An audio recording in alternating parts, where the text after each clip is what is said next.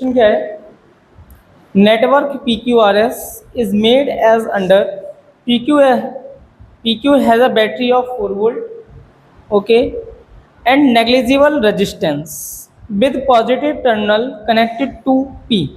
Positive terminal connected to P.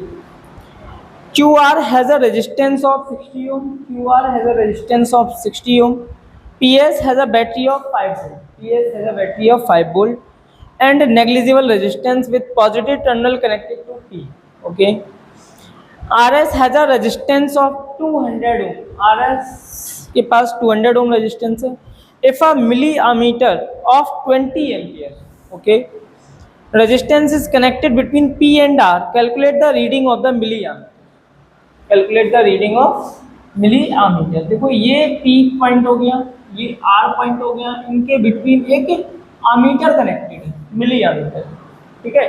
और इस ammeter का मिली आमीटर जो रेजिस्टेंस हमको गिवन है वो कितना गिवन है, 220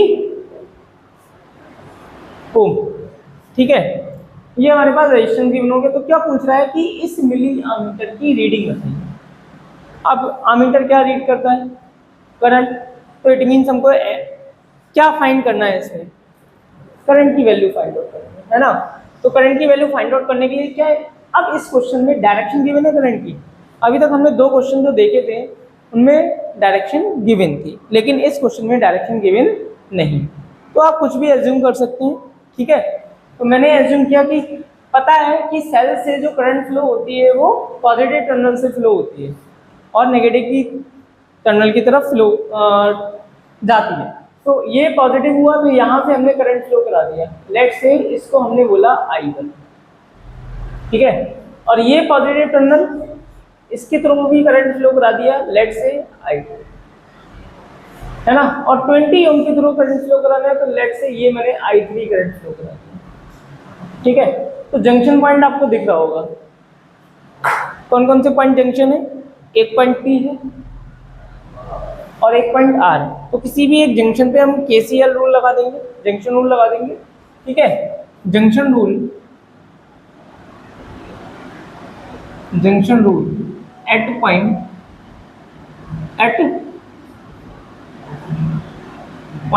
P.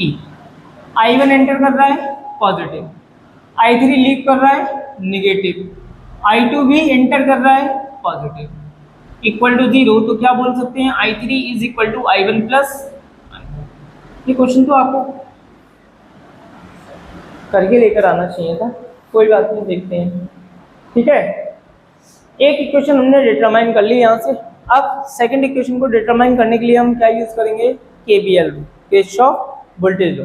और किरचॉफ वोल्टेज लॉ को अप्लाई करने के लिए हमें क्या चाहिए, क्लोज्ड लूप. ठीक है. तो क्लोज्ड लूप बना लेते हैं हम. बताओ कौन सा लूप कंसीडर करें हम इसमें.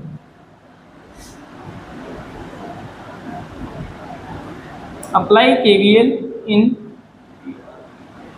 Closed loop. बताओ, आप बताओ जो भी आप कहोगे. PRQP. ठीक है.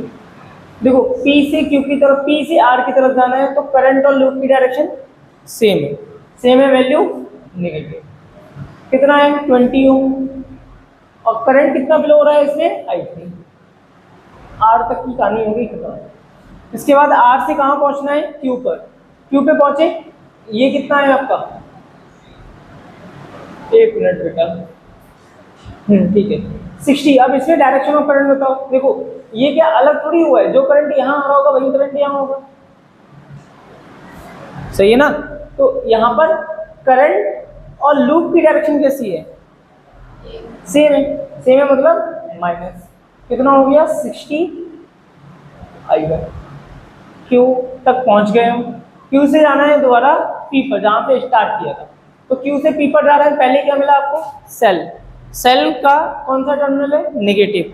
किसकी तरफ जंप करेंगे, पॉजिटिव की तरफ. तो वैल्यू क्या होगी जाएगी आपकी, पॉजिटिव. कितना हो गया ये, 4.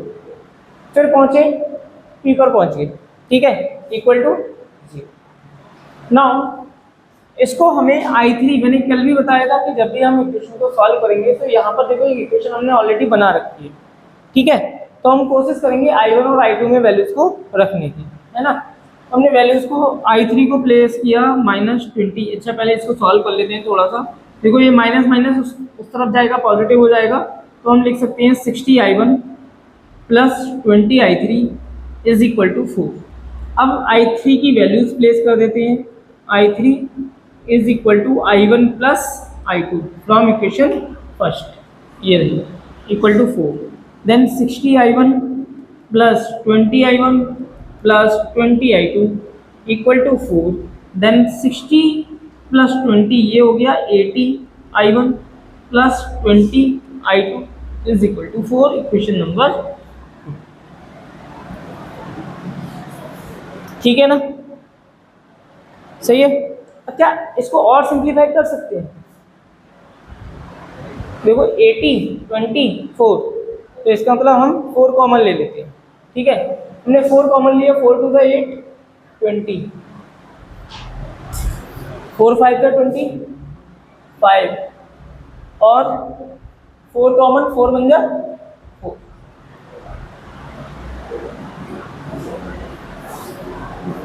ठीक है, आगे समझ। ये हो गई हमारी इक्वेशन नंबर 2।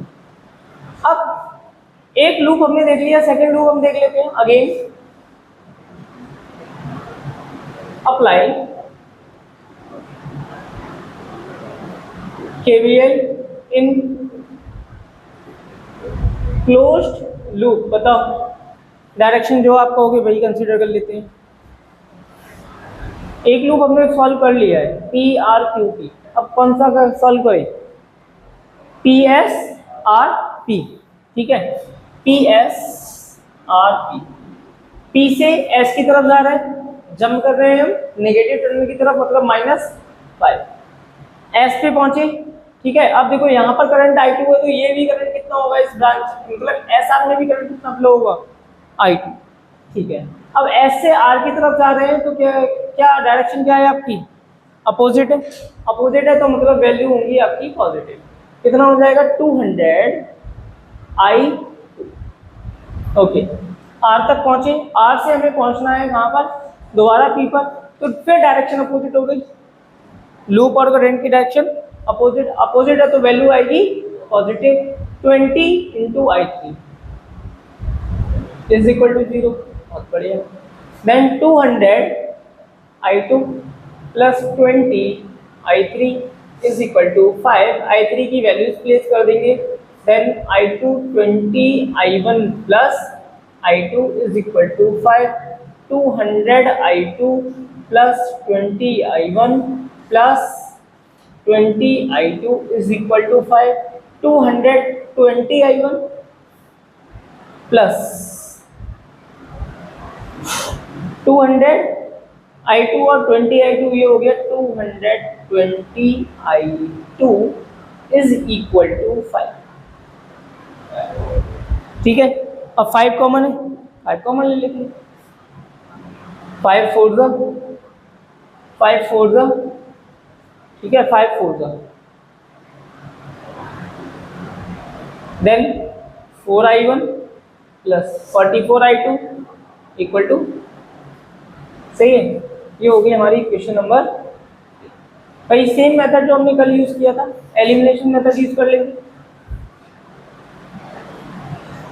भाई क्वेश्चन को ट्राई करो घर पर, ठीक है, अदरवाइज कोई फायदा नहीं है। मैं यहाँ पे 10 क्वेश्चन भी करा दूँ तब भी कोई फायदा नहीं है।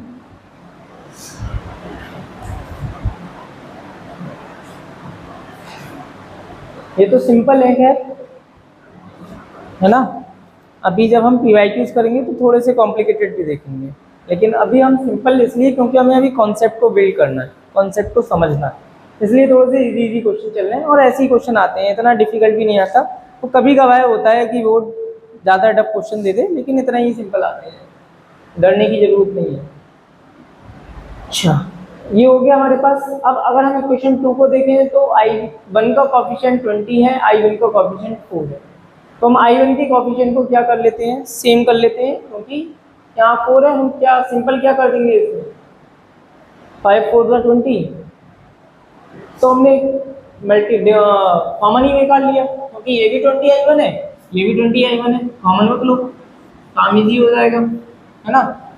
सेम तो वैसे भी करना पड़ रहा है। ये हो गया हमारे पास इक्वेशन नंबर 3। तो इक्वेशन 3 में से मैं माइनस कर देता हूं इक्वेशन 2। इक्वेशन 3 को लिख लेते हैं 20i1 plus 220i2 equal to 5। ऊपर 20i1 plus 5i2 equal to 1। ठीक है, माइनस करना है तो साइन चेंज, इससे ये कैंसिल। 220 minus 5 215i2, 5 minus 1 4। तो i2 की वैल्यू कितनी हो गई 4/215।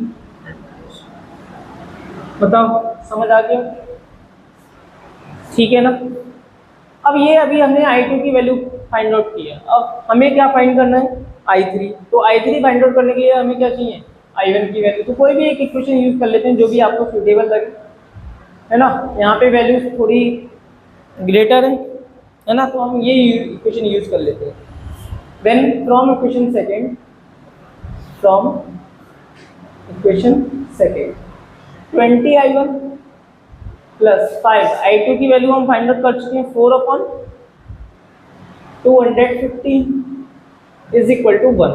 Okay, 20i1 5 4 20 minus 215, then 20i1 is equal to 215 minus 20 upon तो आएगा ही नहीं।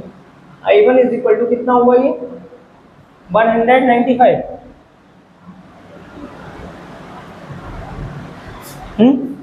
195 अपॉन 20। अब ये डिविजिबल है, डिवाइड कर दो। कहीं गलत तो नहीं हो रहा है? हाँ, 215, ठीक है। Then 20i1 is equal to 195 upon 20 into 215, 5 4 5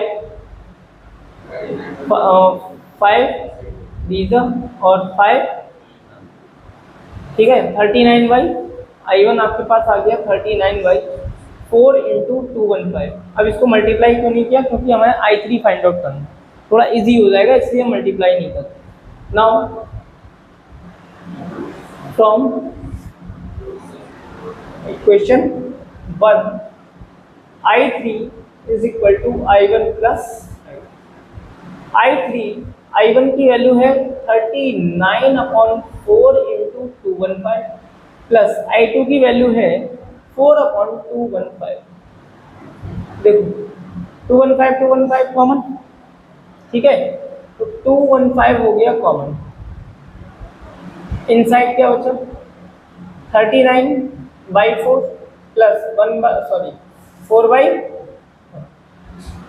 ठीक है। Then i3 is equal to, solve कर लेते हैं, 1/215 LCM 4, 39 plus 4। i3 is equal to 39 plus 4 कितना हो गया 43, 4 5 20, 2 1 4 1 4 और 2 6, 4 2 8। i3 की वैल्यू आ गई आपके पास 43/, कहाँ पर ये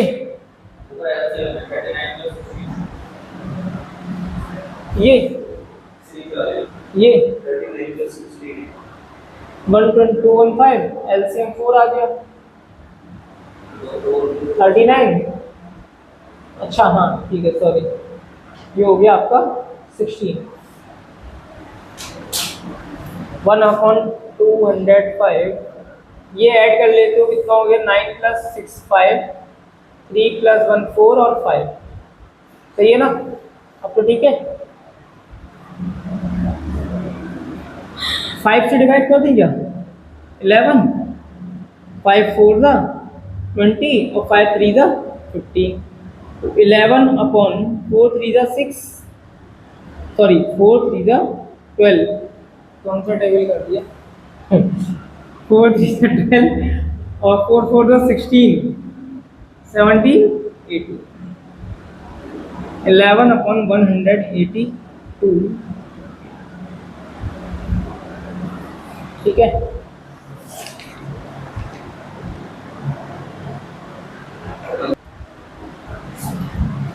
फोर 3 12, 4 4 16, 17, 172,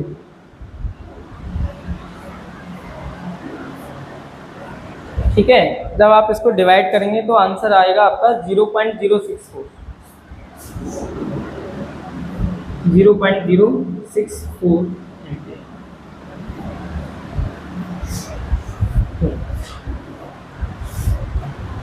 क्वेश्चन क्या था? Find the potential difference.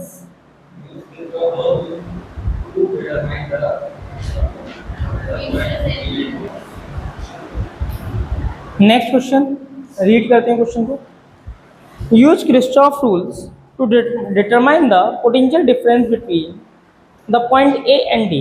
मतलब इस क्वेश्चन में क्या है, नॉमेनक्लेचर देख लेते हैं। A B C D E F, A B C D E F, ये आपको पॉइंट्स गिवन है ना। और क्या पूछ रहा है इसमें आपसे?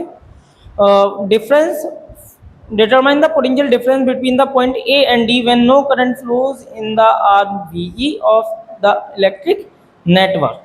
मतलब जब VE, ये रहा R में VE, ठीक है, इस R में जब करंट की वैल्यू क्या है आपकी 0 है ना, तब आपको बताना है कि इस पॉइंट A और D के बिटवीन पोटेंशियल डिफरेंस कितना हो, ठीक है। इंपॉर्टेंट क्वेश्चन है। चलो फर्स्ट क्वेश्चन नहीं हुआ, मतलब ये क्वेश्चन नहीं हुआ, ये समझ में आता है क्योंकि इसमें एक नया कॉन्सेप्ट लगेगा किरचॉफ लॉ का, ठीक है। लेकिन फर्स्ट वाला क्वेश्चन हो जाना चाहिए था, कोई बात नहीं। अब इसमें देखो हम समझते हैं क्या है। हमें फाइंड आउट करना है कि ए एंड डी के बिटवीन पोटेंशियल डिफरेंस कितना है। तो उसको फाइंड आउट करने के लिए हम क्या कर सकते हैं? सबसे पहले तो हमें पता होना चाहिए कि इस पूरे सर्किट में करंट कितना फ्लो हो रहा है, क्योंकि अभी हमें करंट के बारे में इंफॉर्मेशन की भी नहीं है। हमें सिर्फ ये बोला गया है कि बीई में करंट 0 है, लेकिन बीई को अगर छोड़ दें हम, है ना, तो बाकी तो और भी तो सर्किट है ना, इसमें तो करंट फ्लो हो रहा होगा। बात समझ में आ रही ना? तो हम क्या करेंगे, सबसे पहले कोई भी क्लोज लूप ले लेते हैं। अपना क्लोज लूप लेने का, जब भी ऐसा क्वेश्चन हो तो यहाँ पर आपको समझना है कि क्लोज लूप कौन सा लेना, ठीक है। एक क्लोज लूप ये भी हो सकता है ई डी सी वी, लेकिन यहाँ पर ना तो आर गिवन है, आर गिवन नहीं है, तो यहाँ पर लूप लगाने का कोई फायदा नहीं निकलेगा, क्योंकि हम यहाँ से आई फाइंड आउट नहीं कर पाएंगे, ठीक है। दूसरा, अगर हम इस लूप को देखें तो यहाँ हम लूप यूज कर सकते हैं, ठीक है। तो यहाँ हम लूप यूज कर लेते हैं, ठीक है। Apply KVL in closed loop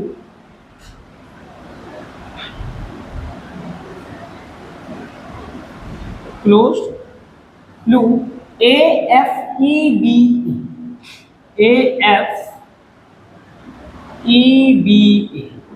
ठीक है। अप्लाई करो जरा। ए से देखो करंट की डायरेक्शन से गिवन है, मैं इंडिकेट करना भूल गया, कुछ इस तरीके से करंट की डायरेक्शन गिवन है, आइए, ठीक है।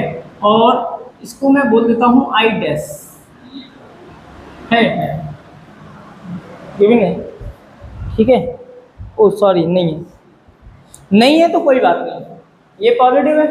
हमने एज्यूम कर लिया कि यहाँ से करंट फ्लो हो रही है, किसी भी एक सेल को कंसीडर करके, जैसे ये है, ये पॉजिटिव है, तो हमने एज्यूम कर लिया कि यहाँ से करंट फ्लो हो रही है, ठीक है। तो हमने एज्यूम कर लिया कि यहाँ से करंट फ्लो हो रही है। आप अपोजिट भी मान सकते हो, डजंट मैटर, ठीक है, कोई फर्क नहीं पड़ेगा उससे। अब देखो, ए से स्टार्ट कर रहे हैं, करंट और लूप की डायरेक्शन सेम है, तो इसके अक्रॉस जो वोल्टेज ड्रॉप होगा वो नेगेटिव होगा, तो माइनस ट्वाइस ऑफ आई, क्योंकि आई करंट फ्लो हो रहा है। कहाँ पहुंचे? सेल पे जंप कर रहे हैं, नेगेटिव से पॉजिटिव, तो +1, ठीक है। फिर F टू E दोनों की डायरेक्शन से, करंट और लूप की डायरेक्शन, तो वैल्यू नेगेटिव, कितना होगा 3 टाइम्स ऑफ आई, फिर यहाँ पे पहुंचे ई से, ई पे पहुंचने के बाद कहाँ पहुंचना है, बी पर, ई टू बी। अब देखो इस R1 में तो कोई करंट फ्लो हो नहीं रहा है ना। अगर आप लिखना भी चाहो तो इस तरीके से लिख सकते हो, डायरेक्शन, करंट की डायरेक्शन और लूप की डायरेक्शन सेम है, तो minus I dash into R1, ये तो जीरो हो जाएगा क्योंकि आई डैश की वैल्यू तो जीरो की बिना है, ठीक है। अब यहाँ पहुंचे नेगेटिव से पॉजिटिव, तो +3, बी पे पहुंच गए, बी से कहाँ पहुंचना है दोबारा ए पर, तो यहाँ पहुंच रहे हैं नेगेटिव से कहाँ जंप कर रहे हैं, पॉजिटिव की तरफ, तो +6। बताओ समझ आ गया, इक्वल टू 0, आया समझ, ठीक है। अब इसको सॉल्व कर लेते हैं। देखो ये तो हो गया 0 क्योंकि आई डैश की वैल्यू 0 की भी, हाँ बेटा आई डैश 0 है, when no current flowing through the arm B, B के थ्रू कोई करंट फ्लो नहीं हो रहा है। अब इसको सॉल्व करते हैं। देखो -2i -3i कितना हो गया, ये 5i, +1 +3 +6 कितना हो गया, +10 इक्वल टू 0। तो 5i is equal to 10, then i is equal to 2 ampere. मतलब इस सर्किट में जितना करंट फ्लो हो रहा है हमें वो पता चल गया, कितना करंट फ्लो हो रहा है, 2 एम्पीयर करंट फ्लो हो रहा है। अब हमें फाइंड आउट करना है potential difference between A and B, ठीक है। अब यहाँ से हम यूज करते हैं किरचॉफ के लूप, किरचॉफ का केवीएल रूल यूज होगा, लेकिन कैसे यूज होगा वो समझो। जब भी इस टाइप का find potential difference find out करने के लिए बोले किसी भी सर्किट में, तो इस पॉइंट ए और डी के बिटवीन ही आप किरचॉफ लॉ लगा दो, ठीक है। तो हमें फाइंड आउट करना है potential difference between A and D, तो हम अप्लाई करते हैं, apply KVL in KVL from A F D, या ऐसे लिख लो A F D, ठीक है। अब आप ये सोचोगे कि सर ये KVL तो जो है वो क्लोज लूप के लिए अप्लाई होता है, तो ये क्लोज लूप तो है नहीं, हम अप्लाई कैसे कर रहे हैं। तो भाई सिंपल सा कॉन्सेप्ट है, क्लोज लूप का मतलब क्या है कि हमने A से स्टार्ट किया और A पर ही आके एंड हो गई, तो इसका मतलब पूरे सर्किट का, पूरे लूप का जो वोल्टेज ड्रॉप है वो कितना होना चाहिए, 0 होना चाहिए। लेकिन हमें तो पोटेंशियल डिफरेंस फाइंड आउट करना है ना, दो पॉइंट के बिटवीन। हम पूरा लूप थोड़ी ना कंसीडर कर रहे हैं, यहाँ से लेके यहाँ तक, यहाँ तक, यहाँ तक। लेकिन जब हम ए से स्टार्ट करेंगे फिर पूरा लूप करेंगे तो पोटेंशियल 0 होगा। लेकिन जब हम ए से स्टार्ट करेंगे किसी भी पॉइंट पे जाके रुक जाएंगे तो हमें पता चलेगा कि यहाँ से यहाँ तक का पोटेंशियल ड्रॉप कितना है, पोटेंशियल डिफरेंस कितना है, यानी कि चेंज इन पोटेंशियल डिफरेंस। बात समझ में आ रही है ना। तो यही हमको फाइंड आउट करना है। तो अप्लाई KVL AFD इन AFD इन AFD। ए से स्टार्ट करते हैं। देखो आप ध्यान से समझना, करंट फ्लो हो रहा है ए से एफ की तरफ, यानी कि करंट हमेशा हायर पोटेंशियल से लोअर पोटेंशियल की तरफ फ्लो होता है, यस और नो। तो इट मींस क्या है कि जो ए पॉइंट है वो हायर पोटेंशियल पे होगा या नहीं होगा, ठीक है। हायर पोटेंशियल पे होगा तो यानी कि बी ए को हम कंसीडर करेंगे पॉजिटिव। इतना क्लियर हुआ। दोबारा रिपीट कर रहा हूं कि करंट ए से फ्लो हो रहा है और करंट हमेशा फ्लो होता है हायर टू लोअर, यानी कि ए से कहाँ जा रहा है, ये एफ तक जा रहा है, डी तक। तो यानी कि ये हायर पोटेंशियल रहा होगा और ये लोअर पोटेंशियल रहा होगा, तभी करंट ए से डी तक फ्लो करता है। इतना क्लियर। अब ये जब हायर पोटेंशियल है तो इसकी वैल्यू क्या होगी, पॉजिटिव VA, ठीक है। Potential at point A, VA का मतलब पोटेंशियल एट पॉइंट ए। अब लूप को आगे बढ़ा रहे हैं, कहाँ पहुंचे, रेजिस्टेंस पे। करंट और रेजिस्टेंस की डायरेक्शन सेम है, वैल्यू क्या होगी, नेगेटिव, ये होगी आपकी नेगेटिव 2i। फिर पहुंचे सेल की तरफ, जंप कर रहे हैं नेगेटिव से पॉजिटिव, तो वैल्यू होगी +1। फिर पहुंचे एफ पर, एफ से कहाँ जाना है, ई पर, ई पे पहुंचे तो डायरेक्शन सेम है, तो क्या हुआ, -3i। अब हमें इस तरफ जाना ही नहीं है क्योंकि हमें इस ए और डी के बिटवीन पोटेंशियल फाइंड आउट करना है। तो कहाँ पहुंचे हम, ई से पहुंचे डी पर, डी पे पहुंचे तो यहाँ पर कुछ है नहीं, कहाँ पहुंचे, डी पर। डी कैसा पोटेंशियल है, लोअर पोटेंशियल, तो वैल्यू क्या होगी, -v इक्वल टू, बात समझ में आ गई। देन VA माइनस VD को क्या लिख सकता हूँ, VA चलो एक बार लिख ही लेता हूँ, VD -2i -3i कितना हो गया, -5i +1 equal to 0। VA minus VD को मैं लिख सकता हूँ potential difference between AD, potential difference between AD। Equal to 5i minus 1 B A D. 5i की वैल्यू आप ऑलरेडी कैलकुलेट कर चुके हैं, कितना है 2 minus 1, then B A D is equal to 9। आया समझ? ठीक है, अच्छा क्वेश्चन है, क्योंकि अभी तक जो आपने 2-3 क्वेश्चन देखे उससे ये बिल्कुल डिफरेंट। ठीक है, find the potential difference across each cell and the rate of energy dissipation in R. मतलब हर एक cell, find the potential difference across each cell. ठीक, देखो एक सेल ये है पूरा, एक सेल ये है ना, और ये आपका एक रेजिस्टेंस है, इसको क्यों बोलते हैं। तो हमसे क्या पूछ रहा है कि हर एक सेल के अक्रॉस पोटेंशियल डिफरेंस कितना हो। ठीक है, कैसे फाइंड आउट करें? सबसे पहले करंट फाइंड आउट करना होगी। देखो जब भी ऐसा क्वेश्चन आएगा तो मोस्टली आपको सबसे पहले क्या फाइंड आउट करना पड़ेगा? करंट फाइंड आउट करना पड़ेगा। ठीक है, तो हम करंट को फ्लो कराते हैं, करंट की डायरेक्शन, देखो सेम प्रोसीजर। करंट की डायरेक्शन अगर हम देखें तो क्या करेंगे, ये पॉजिटिव ये नेगेटिव, करंट की इसको इस तरफ फ्लो करा देंगे। ये ब्रांच 1 है तो I1 बोल दिया। ठीक है, ये पॉजिटिव ये नेगेटिव तो इस तरफ करंट फ्लो करा देंगे। ठीक है, ये हो गया आपका I2। अब ये दोनों करंट एंटर कर रही है इस जंक्शन पे, तो एक करंट को लीव करा दो, है ना। तो ये हो गया लेट से I3। अब इक्वेशन बन जाएगी, मैं डायरेक्ट लिख दे रहा हूँ कि I3 is equal to I1 plus I2। ये होगी क्वेश्चन नंबर 1। अब क्या करें हम, कोई भी एक लूप कंसीडर कर लेते हैं, फिर दूसरा लूप कंसीडर कर लेंगे, नेमिंग कर देते हैं इसको A B C D E F। तो हमने लूप कंसीडर कर लिया, loop A B C D A। A से B जा रहे हैं नेगेटिव -12, अब समझ गए होगे, है ना, इतना एक्सप्लेन करने की जरूरत नहीं है। Opposite direction positive 2 I1, C opposite direction 4 I3, फिर D पे पहुंचे, A पे पहुंच गए, हो गए इक्वल टू 0। इसका मतलब 2I1 प्लस 4I3 की वैल्यू कितनी है, I1 प्लस I2, तो 4I1 plus 4I2 equal to 12। कितना हुआ ये 6I1 plus 4I2 equal to 12। ठीक है, 2 कॉमन, 2 3 जा, 2 2 जा, 2 6 जा। ठीक है, ये होगी हमारी इक्वेशन नंबर 2। नाउ अब लूप कंसीडर कर लेते हैं D C E F D। Loop D C E F D। तो देखो I3 लूप और करंट की direction same, value negative 4I3। C F C E कुछ नहीं है, F C E E to F resistance, दोनों same direction, value negative -I2, negative से positive plus 6, F पे पहुंचे, D पे पहुंच गए 0।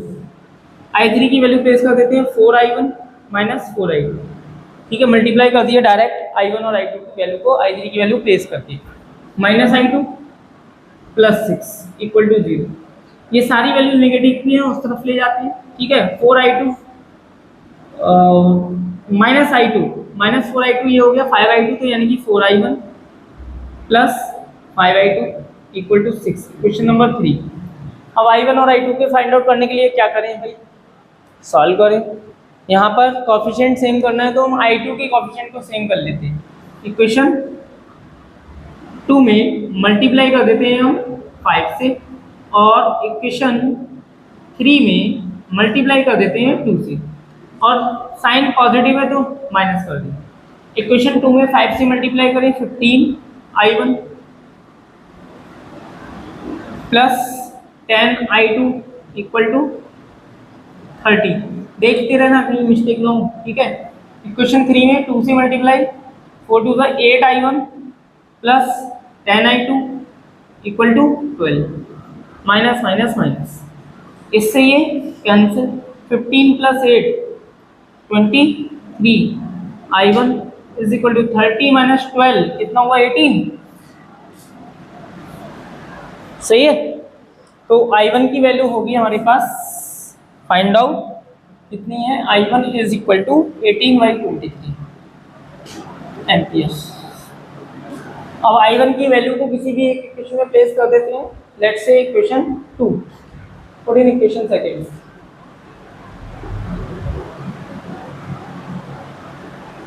सेकंड में प्लेस करें तो कितना हो जाएगा 3 into 18/23 plus 2I2 is equal to 6, then 2I2 is equal to 6 minus 3 8 24, 3 1 3 54, 23 2 है कहाँ पर, ओ सॉरी सॉरी सॉरी सॉरी, तभी मैं बोल रहा था आज हो रही है ना मिस्टेक, इसलिए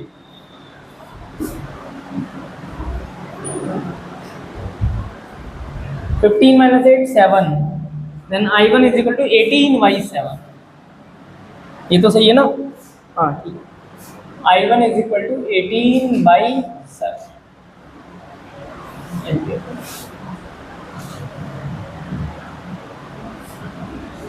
ठीक है, अब I2 की तो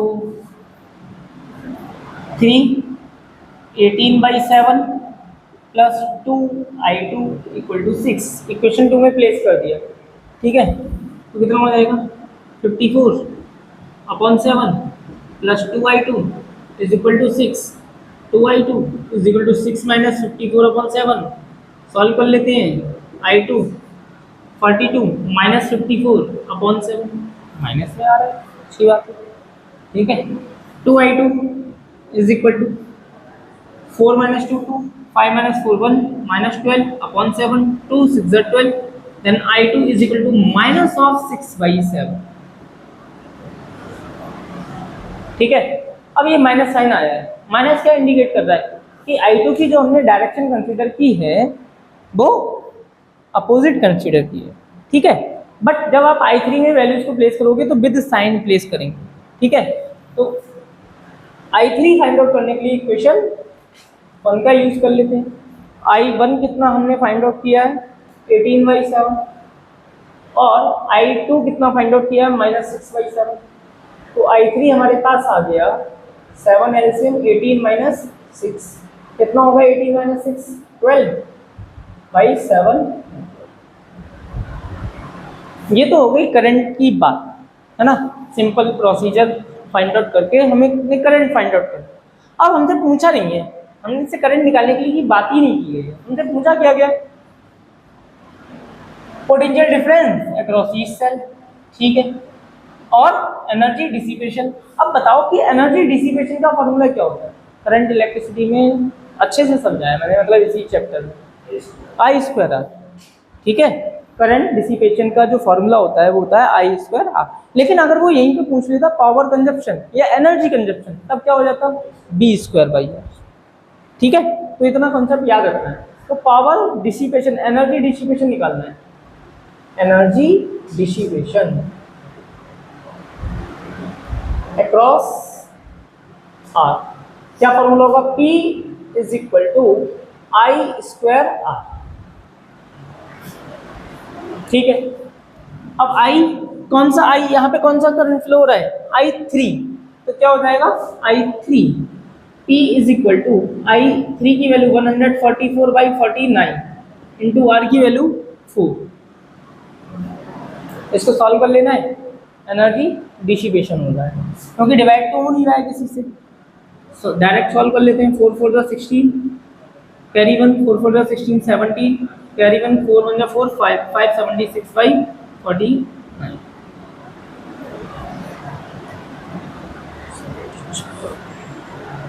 नहीं हो रहा है डिविजन किसी से नहीं, ठीक, कितना आ गया, ये वॉट में आ जाएगा, ये हो गया एनर्जी डिसिपेशन, ठीक है। लेकिन हमसे एक चीज़ और पूछी गई है, potential difference across each cell, तो ये कैसे फाइंड आउट करेंगे। देखो ये तीनों चीजें पैरेलल में है, देखो ये भी पैरेलल, ये भी पैरेलल, ये भी पैरेलल है। तो अगर मैं इसके अक्रॉस अगर पोटेंशियल डिफरेंस फाइंड आउट कर लेता हूँ डी और सी के बिटवीन, तो वही potential difference A and B के बिटवीन होगा, और वही potential difference F and E के बिटवीन होगा। ठीक है, तो हम क्या करेंगे, पोटेंशियल डिफरेंस फाइंड आउट कर लेंगे between D and C. Potential difference, चलो पहले इतना नोट करो, हो गया? तो इसको रफ कर दूं, ये रफ कर देता हूँ मिडिल को, हो गया?